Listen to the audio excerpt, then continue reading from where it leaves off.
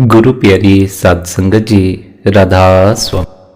संगत जी, आज के इस रूहानियत भरे सत्संग में गुरु घर की वाणी ली गई है।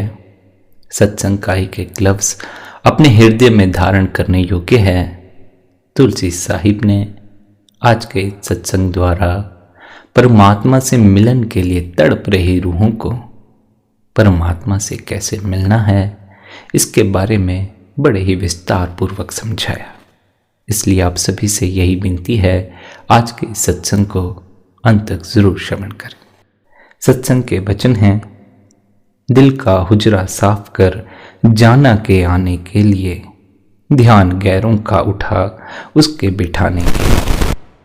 तुलसी साहिब समझाते हैं, अगर हम वापस जाकर परमात्मा से मिलना चाहते हैं तो हमें अपने अंदर मालिक से मिलने का सच्चा शौक पैदा करना होगा। महात्मा आत्मा और परमात्मा के रिश्ते को पत्नी और पति का रिश्ता कहकर याद करते। क्यों? क्योंकि हर रिश्ते में प्रेम और प्यार ही प्रतीक माना गया। हर संत महात्मा हमें यही उपदेश देता है, आत्मा और परमात्मा का रिश्ता केवल प्रेम और भक्ति का रिश्ता है। इसलिए हम कई बार यह भी कहते हैं, प्रेम परमात्मा है और परमात्मा प्रेम है। यानी परमात्मा से प्यार करके ही हम वापस जाकर उससे मिलाप कर सकते। अब मन में यह ख्याल आता है कि परमात्मा को तो कभी किसी ने देखा ही नहीं, फिर परमात्मा से प्यार किस तरह किया जा सकता है, उसकी भक्ति कैसे कर सकते। जिस चीज को कभी आंखों ने देखा ही नहीं, उससे प्यार कर कैसे सकते हैं, उसकी भक्ति हो कैसे सकती। यह सवाल हर सत्संगी के भीतर उठना शुरू हो जाता। किसकी भक्ति, किसका प्यार, किसकी संगत हमारे ख्याल को परमात्मा की भक्ति और परमात्मा की तरफ ले जा सकती है। इसका जवाब देते हुए आप कहते हैं, हम जिसकी भी भक्ति करेंगे, जिससे भी प्यार करेंगे, मरने के बाद हमें उसी की शक्ल अपनानी पड़ेगी। जहां आशा तहां वासा। जिन शक्लों और पदार्थों के साथ हमारा सारी उम्र का लगाव होता है, मौत के समय वे ही हमारी आंखों के सामने आना शुरू हो जाती। हमारा ध्यान फिर उन्हीं ख्यालों की ओर रहता है, उन्हीं बातों की ओर रहता है। हम दुनिया के जीव उसी रो में बहना शुरू कर देते हैं। अंत में जैसे ख्याल हमारे भीतर निर्मित होने शुरू हो जाते। अगर इस दुनिया के ख्याल मरते वक्त हमारे भीतर होंगे तो हम लौटकर इस दुनिया में आ जाएंगे। अगर उस कुल मालिक की याद, उसका स्मरण हमारे भीतर होगा, फिर हमें इस दुनिया में लौटकर नहीं आना पड़ेगा।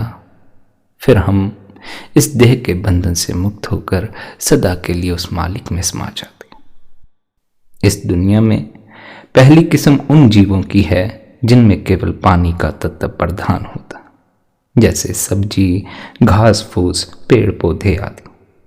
अगर हम 5 तत्व के पुतले होकर इन पेड़ पौधों की भक्ति करना शुरू कर देंगे तो आप ही सोचें कि हम तरक्की करेंगे या नीचे की ओर जाएंगे। क्योंकि हम जिसकी भी भक्ति करेंगे, मौत के बाद उसी जामे में जाना पड़ता है, उसी की शक्ल अख्तियार करनी पड़ती। इसलिए यह जितना भी वनस्पति जगत है, पेड़ पौधे आदि हैं, आप कहते हैं ये हमारी भक्ति के काबिल नहीं। दूसरी किस्म में बिच्छू, सांप, कीड़े मकोड़े आदि होते हैं, जिनमें केवल 2 तत्व पृथ्वी और अग्नि होते हैं। अगर हम 5 तत्वों वाले इंसान इन 2 तत्वों वाले सांप, बिच्छू आदि की भक्ति करेंगे तो भी तरक्की नहीं कर सकेंगे, नीचे ही गिरेंगे। फिर तीसरी किस्म पक्षियों की है, जिनमें 3 तत्व है। हमारे अंदर 5 तत्व मौजूद है। अगर हम गरुड़, कबूतर, चिड़िया आदि की भक्ति करना शुरू कर देंगे तो भी हम तरक्की नहीं कर सकते, हमें निचले जामों में आना पड़ता। चौथी किस्म चौपाए जानवरों की है। इनमें बुद्धि और आकाश का तत्व नहीं है, बाकी तत्व मौजूद है।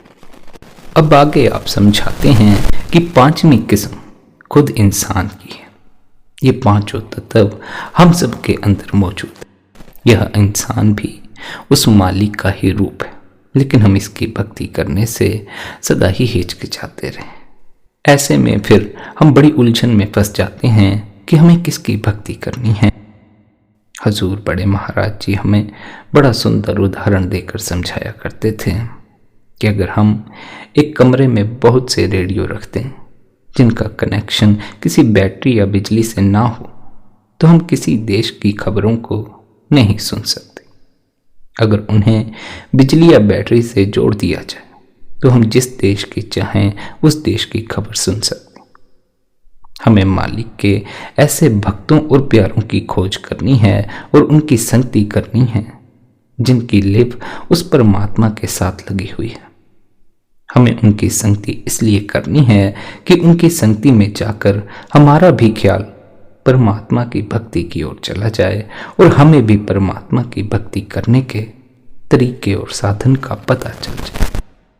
मालिक के भक्तों, मालिक के प्यारों की संगति करते हैं जो सदा परमात्मा की भक्ति करते हैं। उन्हें देखकर हमारा ख्याल भी परमात्मा की भक्ति की ओर ही जाता। जो मनमुख हैं वे हमेशा ही भूखे हैं। उन्हें परमात्मा जो चाहे दे दे, उनके मन में कभी संतोष और सब्र नहीं आता।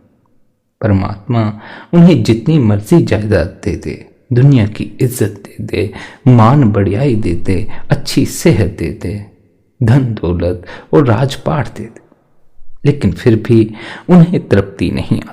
फिर भी वे परमात्मा से शिकायत ही करते हैं, कभी उसका शुक्र नहीं करते। यदि हमें अपने अंतस की गहराई में उतरना है तो हमें बाहरमुखी नहीं, किसी अंतर्मुखी जीव की संगति करनी चाहिए। जो लोग हमेशा दुनिया की शक्लों, दुनिया के पदार्थों के लिए भटकते और तड़पते फिरते हैं, उनसे कम हमें लाख कोस दूर रहना चाहिए। आप कहते हैं मनमुखों की संगति से तो हम अकेले ही बेहतर, मनमुखों की संगति से तो हम अकेले भटक लें यही बेहतर। भटक भटक कर भी पहुंचना हो जाता, लेकिन अगर अकेले चलो तब, दूसरों के साथ भटकोगे तो भटकते ही चले जाओगे। आप समझाते हैं कि हमें मनमुखों की संगति नहीं करनी। फिर सवाल पैदा होता है कि फिर हमें किसकी संगति करनी चाहिए। आप फरमाते हैं गोविंद जियो सत्संगत मिले हरि ध्याइये। हे परमात्मा, हमें साधुओं, संतों, महात्माओं की संगति और सोहबत बख्श, ताकि हमें तेरी याद आए, तेरी भक्ति की ओर हमारा ख्याल जाए। हम बार बार इस दुनिया की ओर जो भटकते हैं, इस दुनिया को भूलकर हर पल तेरे स्मरण में लगे रहे। सभी संत महात्मा हमें अंतर्मुखी जीवों, संत महात्माओं की संगति करने का उपदेश देते। कबीर साहिब भी यही समझाते हैं, अगर मालिक के भक्तों और प्यारों की संगति में जाकर सूखे टुकड़े भी खाने पड़ें तो वे मनमुखों की संगति में मिलने वाले खीर, मिठाई, हलवा पूरी से लाख गुना बेहतर। एक घड़ी, आधी घड़ी, बल्कि आधी से भी आधी घड़ी जो हम मालिक के भक्तों, मालिक के प्यारों की संगति में गुजारते हैं, उससे हमारे मन के हजार तरह के भ्रम दूर हो जाते हैं, हजारों तरह के कर्मों का हिसाब खत्म हो जाता। इसलिए महात्मा हमें मालिक के भक्तों, मालिक के प्यारों की संगति करने का उपदेश देते। संतों और भक्तों की एक घड़ी की संगति मन बुद्धि से की गई 100 साल की भक्ति से कहीं अच्छी है। अगर भक्ति करने का तरीका मालूम नहीं है, रास्ता पूर्व की ओर है और हम पश्चिम की ओर दौड़ रहे हैं, तो जितना भी दौड़ते जाएं उतना ही अपनी मंजिल से दूर होते जाएंगे।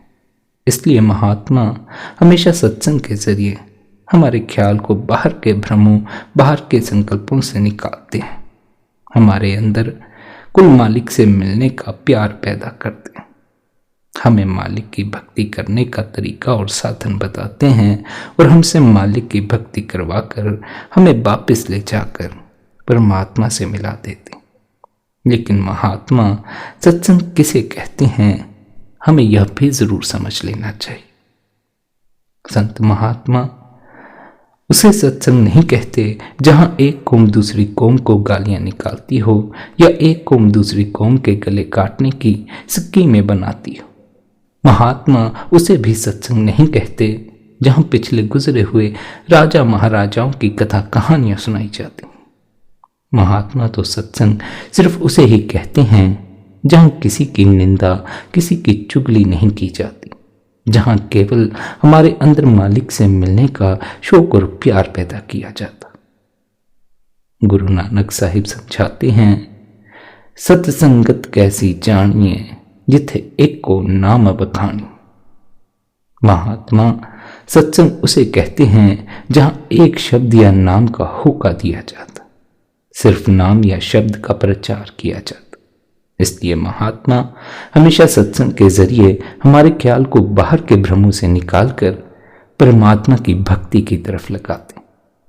हमें कैसे महात्मा की संगत और सोबत करनी चाहिए, स्वामी जी महाराज ने भी बड़े अच्छे ढंग से समझाया है।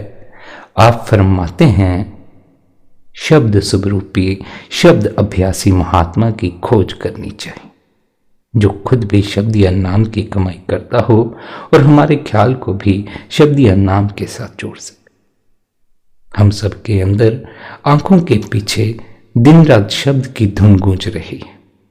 जो महात्मा हमारे ख्याल को अंदर शब्द या नाम के साथ जोड़ दे, वही हमारा गुरु है। यही गुरु नानक साहिब भी फरमाते हैं, जो महात्मा हमारे शरीर रूपी घर के अंदर ही हमें अपने असली घर पहुंचाने का रास्ता बताते हैं, वे ही हमारे असल गुरु। वे हमें 5 धुनों का भेद देकर शब्द दर शब्द, मंजिल दर मंजिल वापिस अपने असल घर पहुंचा देते। गुरुमुख हमें इस शरीर के अंदर ही अपने असली घर पहुंचने का रास्ता और तरीका बताते। वे हमारे ख्याल को शब्द के साथ जोड़ देते। हमें ऐसे शब्द स्वरूपी तथा ऐसे शब्द अभ्यासी महात्मा की खोज करनी। अगर आपको ऐसा शब्द अभ्यासी गुरु मिल गया है तो अपने गुरु पर विश्वास रखें और उनके बताए हुए मार्ग पर निरंतर अमल करते रहें।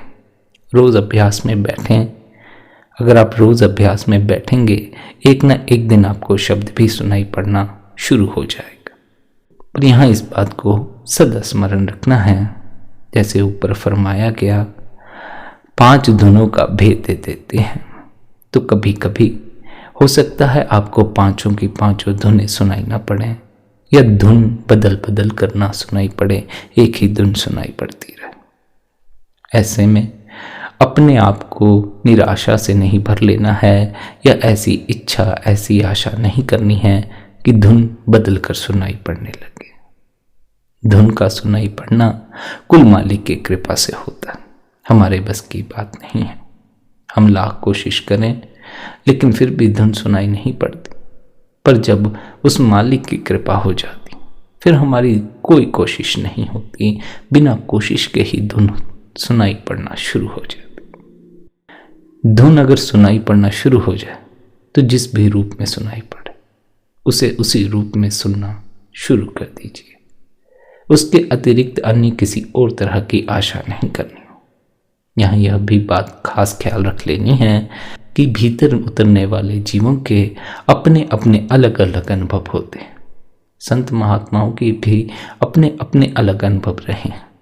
इसलिए कभी किसी संत ने भीतर प्रकाश की बात कही है, किसी ने धुन की बात कही है, तो किसी ने भीतर शून्य की बात कही है। ऐसे में साधक उलझ जाते हैं। वे भीतर प्रकाश का इंतजार करते रहते हैं। अगर धुन सुनाई पड़ना शुरू हो गई है तो भीतर प्रकाश का इंतजार मत करते रहो, धुन को सुनो। प्रकाश की व्यर्थ की इच्छा मत रखो।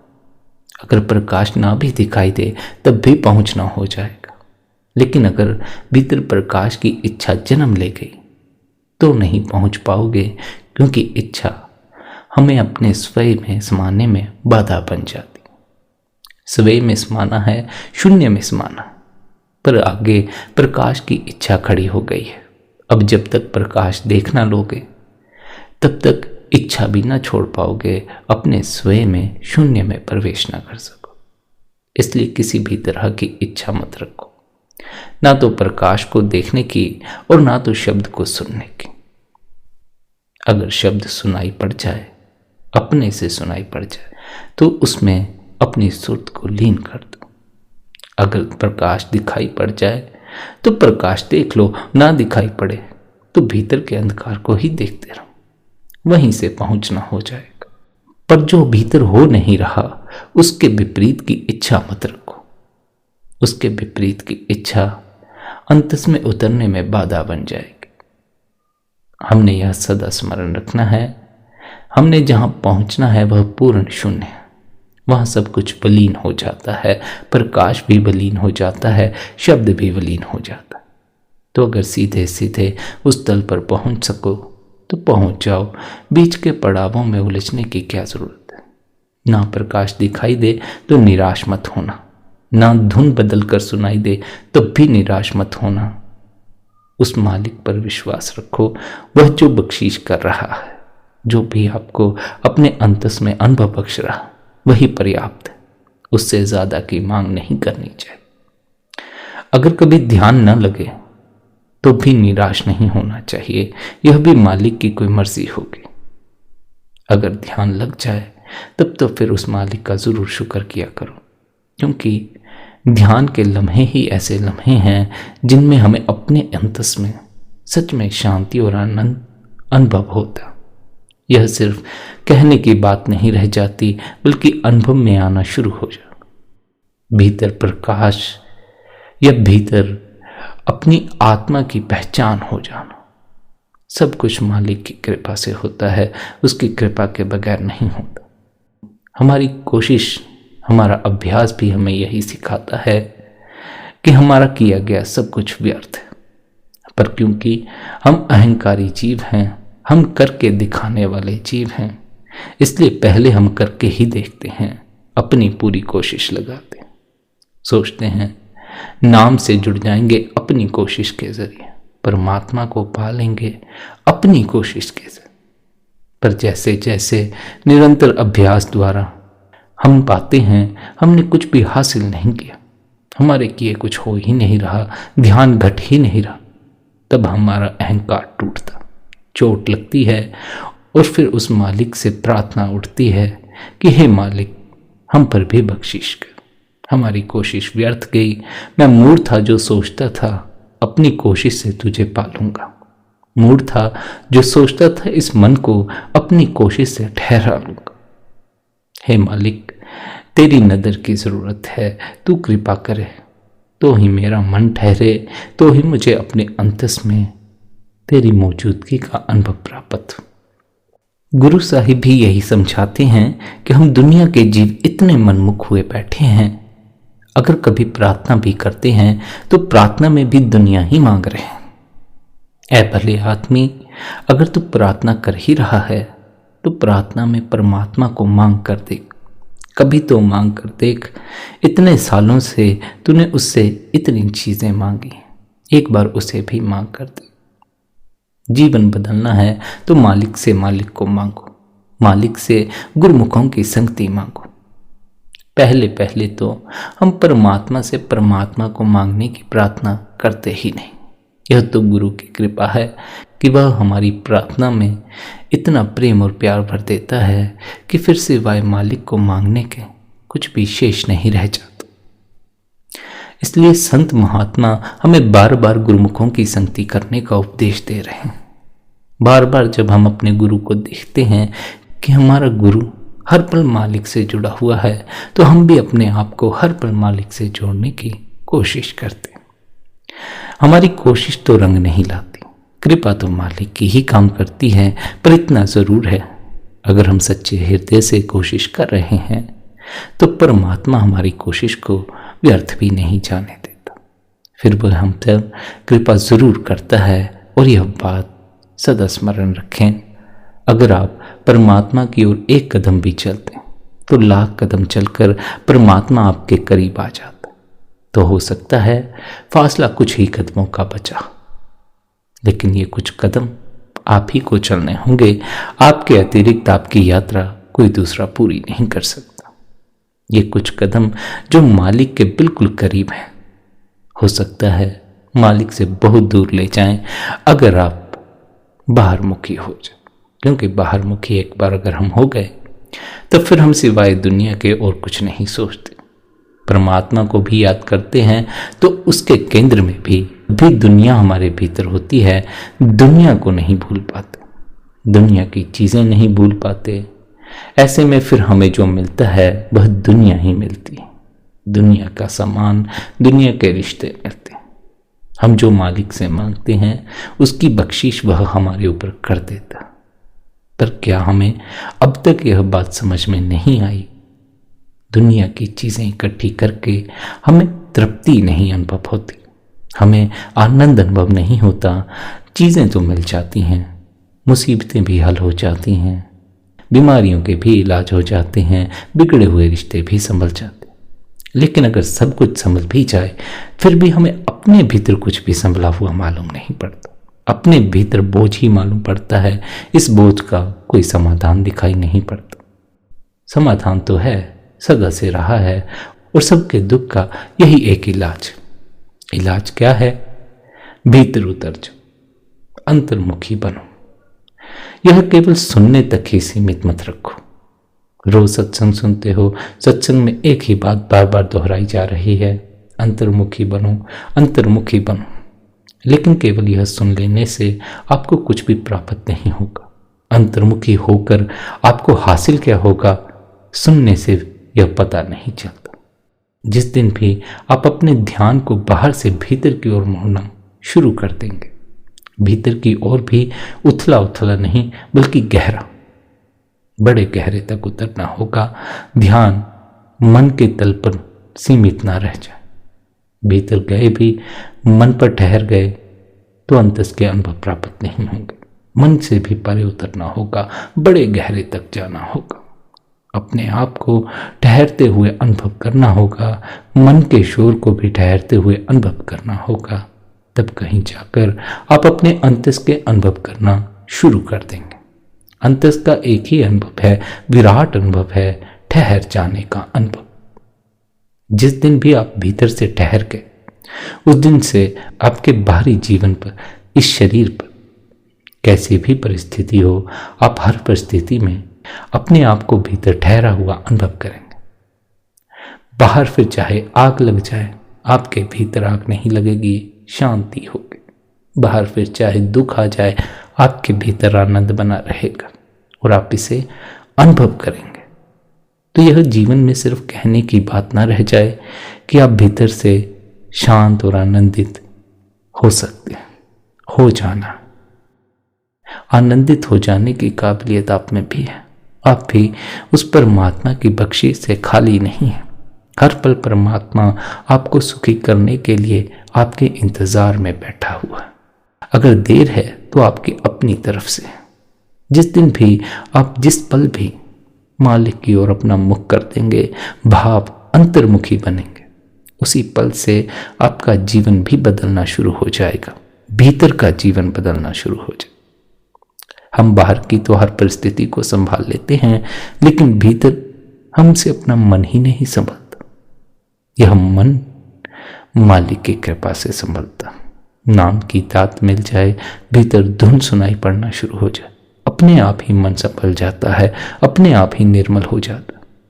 लेकिन अगर धुन सुनाई ना पड़े तो फिर हम अपनी चेष्टा से मन को निर्मल करने या इसे भटकने से रोकने की कोशिश करते हैं, पर वह कोशिश कोई रंग नहीं लाती, बल्कि वह कोशिश व्यर्थ ही जाती है। चाहे हम कोई भी अभ्यास कर लें, फिर भी हम कोशिश तो करके देखते ही हैं, क्योंकि हम भी चाहते हैं हम इस मन की दौड़ से, इसके उहापोह से मुक्त हो जाएं। यही संत हमें समझाते हैं, ऐ प्यारे, यह जो नाम की दात है, यह मालिक की बख्शीश से मिलती है, सदगुरु की बख्शीश से मिलती है। इसलिए बार बार आपने आज के सत्संग में गुरुमुखों की संगति करने का उपदेश दिया, ऐसे संत महात्माओं की संगति करने का उपदेश दिया है जो शब्द अभ्यासी हैं, शब्द से जिनके लिप जुड़ी हो। संत महात्मा हमें व्यर्थ में कुछ भी नहीं कहते। वे जानते हैं कि संगति अपने आप ही रंग लाती है। अगर हम रोज सत्संग में बैठ रहे हैं, रोज सत्संग सुन रहे हैं, रोज गुरु की मौजूदगी में ध्यान कर रहे हैं, तब देखना अपने आप ही चीजें बदलना शुरू हो जाती। हमें कुछ नहीं करना पड़ता, बस गुरु के पास बैठे रहो। गुरु के भीतर से निकलती आसानी तरंगें अपने आप ही आपको भी प्रभावित करना शुरू कर देंगे। अपने आप ही आपका ध्यान भीतर की ओर मुड़ना शुरू हो जाए। पर आज क्या समस्या है, हमारे पास इतना समय ही नहीं है कि हम सत्संग सुन सकें, गुरु की मौजूदगी में बैठ सकें, ध्यान कर सकें। अगर गुरु की मौजूदगी में बैठने का कभी मौका बन भी आता है, तब हम क्या करते हैं, हम सत्संग सुनते सुनते या तो सो जाते हैं या फिर हम मन की बातों की ओर ही ध्यान दिए रहते हैं, मन में खोए रहते। मन सत्संग में कभी नहीं होता, मन सत्संग से बाहर होता। ऐसे में फिर गुरु की मौजूदगी भी कोई रंग नहीं लाती। शिष्य को भी चाहिए कि जब वह गुरु की मौजूदगी में बैठा होता है, अपने ध्यान को मन की ओर ना करे, बल्कि गुरु के शब्दों की ओर रखे, या भीतर शून्य में अपने आप को समा जाने दे। मन में ध्यान रखा तो अंतस में नहीं उतर पाओगे। मन से भी परे जाना है, मन से भी गहरे उतरना है, इसलिए मन की पकड़ छोड़ दे चला। इसलिए ध्यान के समय मन को धीरे धीरे विसर्जित कर दो। मन को विसर्जित करने का एक ही तरीका है कि तुम इस मन के साक्षी हो जाओ, इसे देखो, इससे उठते हर विचार को देखो। किसी विचार के साथ मोह नहीं करना है, किसी विचार के साथ नफरत नहीं करनी। अगर कोई बुरा ख्याल आ जाए तो उसके भी साक्षी बने रहो, बस देखने वाले बने रहो, उसे अपने ऊपर हावी मत होने। अगर कोई अच्छा ख्याल आ जाए तो उससे भी प्रभावित मत हो जाओ, उसके भी साक्षी बने रहो। जब तुम कुछ देर के लिए ऐसे ही साक्षी बनकर मन को निहारते रहोगे, पाओगे विचार अपने आप ही गिरने शुरू हो गए, मन अपने आप ही मिटना शुरू हो गए। पर हम इतने समय के लिए बैठते ही नहीं कि हमारा मन शून्य में विलीन हो जाए। अगर बैठे हैं तो मन को पकड़ लिया है। अगर मन को पकड़ लिया तो मन मरता नहीं, विचार गिरते नहीं, बल्कि मन हमसे और ऊर्जा लेकर आगे गतिशील होना शुरू हो जाता। जितना मन बोलता जाएगा, जितना मन आपसे ताकत लेकर विचारों को बढ़ाता चला जाए, आप ध्यान से दूर होते चले जाएंगे। मन की मौजूदगी ध्यान में बाधा बन जाती, और जब ध्यान होता है तो मन मौजूद नहीं होता। इसलिए मन के साक्षी बनो और इस मन को मिट जाने दो, अपने आप को मिट जाने दो। अपने आप को मिटाकर ही मालिक के साथ एक हुआ जा सकता है, अंतस के शून्य का अनुभव किया जा सकता है। रूहानियत का यही सबसे मूल सूत्र है, अपने आप को मिट जाने दो, अपने अहम को मिट जाने दो, पूर्णतः मिट जाने दो। और जिस दिन भी तुम मिट गए, पाओगे तुम उस परमात्मा के साथ एक हो गए। हम अपने को मिटने नहीं देना चाहते, यही तो कारण है कि हम मरना नहीं चाहते। जानते हुए कि मौत आएगी, मरना नहीं चाहते, क्योंकि हम अपने अहंकार में इस कदर लीन हो गए हैं, यह बात ही भूले बैठे हैं एक दिन मृत्यु आएगी। हम केवल जीने के धोखे में ही पड़े हुए हैं, जो सत्य है उसे भूले बैठे। ऐसे ही हमने एक और विराट सत्य को भुला दिया, कि सत्य को कि हम कभी मरते ही नहीं। हमारा जो असल स्वरूप है, हमारी आत्मा, उसकी हमें पहचान ही नहीं। हम मृत्यु के भय से इतना कपे हुए हैं कि हमने बड़े से बड़े सत्य ठुकरा दिए। मृत्यु का सत्य भी ठुकरा दिया, आत्मा का सत्य भी ठुकरा दिया, परमात्मा का सत्य भी ठुकरा दिया। सत्य को छोड़कर जो भ्रम है, जो इल्यूजन है, हम केवल उसे ही पकड़े रहते। ऐसा नहीं कि आपका शारीरिक जीवन सत्य नहीं है, सत्य है, किंतु शाश्वत नहीं है, सदा के लिए नहीं है, कुछ समय की घटना। अब इस कुछ समय की घटना में अगर जीव इस शरीर का मोह कर ले तो वह तो दुख में पड़ने ही वाला है। यह जानते हुए कि इसे छोड़ना है, इसे ना छोड़ने की चाह क्या हमें कभी सुख दे पाएगी? कभी सुख नहीं दे पाएगी, दुख ही देती है। सबको अंत में यही दुख होता है, मेरा चोला छूट गया और पल्ले कुछ नहीं पड़ा। इसलिए संत समझाते हैं, ऐ प्यारे, इससे पहले तेरा ये चोला छूट जाए, अपने पल्ले में कुछ डाल, कुछ ऐसा हासिल कर ले जो मरकर तेरे साथ जाए। कोई ऐसी कमाई कर ले जो तुझे इस जन्म मरण के चक्कर से मुक्त करवा दे। पर हमारी कमाई क्या है? हम किस कमाई में उलझे हैं? उस कमाई में उलझे हैं जिसने हमें कुछ दिनों का जीवन देना, कुछ सालों का जीवन देना है। आगे का हमें कुछ पता नहीं कि हमने मरकर कहाँ जाना। कहीं जाना भी है, नहीं जाना कुछ पता नहीं। यह भी पता नहीं कि हम अपना जीवन जी कब तक सकते हैं। साधारणतः मनुष्य यही कल्पना करता है कि 70-80 साल तक तो जी ही जाऊंगा, पर कहाँ सब 70-80 साल तक जी पाते हैं। कुछ पलों तक ही नहीं जी पाते, कुछ दिनों तक ही नहीं जी पाते। हमारा यही धोखा है कि हम सदा के लिए जीने वाले हैं, और जब ऐसा भ्रम हमारे भीतर निर्मित हो जाता है तो हम भारमुखी बनते चले जाते। जिसे यह स्मरण आ जाए कि देर सवेर मौत मेरे द्वार पर दस्तक देगी, वह अपने को जगाना शुरू कर देता, वह अपने भीतर देखना शुरू कर देता है, क्योंकि फिर बचाव का एक ही रास्ता है, अपनी आत्मा की पहचान। वरना तो तुम मृत्यु से डरते ही रहोगे। ऐ प्यारे, मृत्यु कोई डरने वाली चीज नहीं है। मृत्यु कुछ ऐसा नहीं जो तुमसे छीन लेती है, बल्कि यह तो तुम्हें कुछ ऐसा देती है जिसकी अभी तुम्हें पहचान ही नहीं। सदा के लिए तुम्हें देह के बंधन से मुक्त करवा सकती, पर यह तब ही होता है अगर हम जीते जी मरते, अगर हम मन को मार कर मरते हैं। अगर शरीर पहले मर जाए, मन ना मरे, तो फिर दोबारा जन्म लेना पड़ता। पर अगर पहले मन मर जाए और फिर शरीर मर जाए तो दोबारा जन्म नहीं होता। तो जीते जी अपने इस मन को मारो, इस मन की इच्छाओं से मुक्त हो जाओ, वरना यह मन तुम्हें फिर से इस दुनिया में ले आएगा। इस दुनिया में आकर बार बार दुख भोगने से अच्छा है इस जन्म को बेहतर बना लो, इस जन्म का लाभ उठा लो। अंतस में गूंजते शब्द से अपनी लिव को जोड़ दो।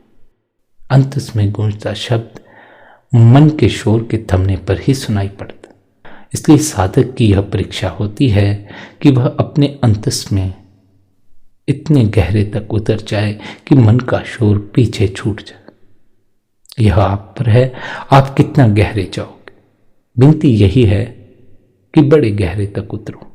जब तक मन चुप ना हो जाए तब तक ध्यान में बैठे रहो। हिम्मत रखो, जबकि दिल तो यही करेगा कि उठ जाता हूं, क्योंकि मन की बकवास भी ज्यादा देर तक सुनने की हिम्मत नहीं होती। इसलिए संत हमें बार बार समझाते हैं, हमें जब भी अभ्यास में बैठना है तो हिम्मत रखकर बैठना। मन पूरी कोशिश करेगा कि आपको ध्यान की गहराई में ना जाने। आपने मन की बातों की ओर ध्यान न देकर अपने आप को पूर्ण मौन में ले जाना। मन को भी चुप होने दो, और अगर लगे इसके विचार हावी हो रहे हैं तो इसके साक्षी बन जाओ। हर विचार, हर वासना के साक्षी बन जाओ, फिर कोई विचार आपको तंग नहीं करेगा। विचार आएंगे, आकर अपने आप ही चले जाएंगे। अगर आप साक्षी बनकर बैठे रहे तो एक क्षण ऐसा आएगा, मन को शक्ति नहीं मिलेगी और मन आगे विचारों को निर्मित करना बंद कर देगा। उसी क्षण आप भीतर उस तल पर सरक जाएंगे जहां शब्द सुनाई पड़ता। जब शब्द सुनाई पड़ने लगे तो शब्द को सुनो, फिर कोई अभ्यास करने की जरूरत नहीं, क्योंकि शब्द अपने आप ही मन को निर्मल कर देता है, पाक और पवित्र कर देता है, सुर्त की पहचान करवा देता, सुर्त को मालिक तक पहुंचा दे। पर ऐसी आशाएं मत रखना कि कभी मुझे बंसुरी की आवाज़ सुनाई दे, कभी घंटे की सुनाई दे, या फिर आपने कभी किसी और के द्वारा किसी अन्य धुन की आवाज़ के बारे में सुना। जो धुन सुनाई पड़े बस उसी के प्रति लीन हो जाओ। अगर भीतर प्रकाश दिखाई नहीं देता तो प्रकाश को देखने की इच्छा को भी त्याग दो। भीतर जो हो रहा है बस उसी में अपने आप को लीन कर दो, न कि भीतर रूहानियत की नई इच्छाएं पैदा करके बैठ जाओ। बहुत बार सत्संगों में संत महात्मा हमें यह भी समझाते हैं कि हमें भीतर रूहानियत के नज़ारे दिखाई देने शुरू हो जाते। ऐसे में साधक रूहानियत के नज़ारों की इच्छा रखकर भीतर बैठ जाता। ऐसी कोई इच्छा हमें भीतर नहीं रखनी, बल्कि हमें इच्छा मुक्त, विचार मुक्त, वासना मुक्त भीतर पूर्ण शून्य में उतरना। तो हर इच्छा को छोड़ते चले जाओ। अगर शब्द सुनाई नहीं पड़ता तो शब्द की इच्छा रखकर भी मत बैठ जाना, इस इच्छा को भी त्याग दो। बस आंख बंद करके भीतर देखते रहो, सुनते रहो, जागे रहो। पूर्ण होश को जगाओ, मन के साक्षी बनो, शरीर के साक्षी बनो, अपने आसपास के साक्षी बनो, दृष्टा हो जाओ। पूर्ण मौन में अपने को उतर जाने लो। पूर्ण मौन में ही पाओगे परमात्मा बरसना शुरू हो गया। इसलिए अंत में आप सभी से यही विनती है कि अगर आपको शब्द सुनाई नहीं पड़ता, प्रकाश दिखाई नहीं पड़ता और आप रोज ध्यान में बैठ रहे हो, तो आपने शब्द की या प्रकाश की इच्छा करनी शुरू नहीं कर देनी। इच्छा मुक्त अपने को बनाना है, हर इच्छा को त्यागना। उससे फिर जो घटित हो जाए, जो फल के रूप में आपके समक्ष आ जाए, मालिक का शुक्र मानकर मालिक की रजा में जीना शुरू कर दो। धुन सुननाई पड़ना शुरू हो जाए, धुन सुनना शुरू कर दो। प्रकाश दिखाई पड़े तो प्रकाश में ध्यान लीन कर दो, लेकिन अपनी तरफ से इच्छाएं मत करो, अपनी इच्छाएं छोड़ दो। मालिक की जो रजा है, वह जो बख्शीश कर रहा है, उस बख्शीश को स्वीकार कर लो। इसी विनती के साथ आज के इस सत्संग को यहीं पर विश्राम देते हैं। आज का यह सत्संग आपको कैसा लगा कमेंट करके ज़रूर बताएं। आपके भीतर बैठे परमात्मा को प्रणाम, आप सभी को प्रणाम। राधा स्वामी जी।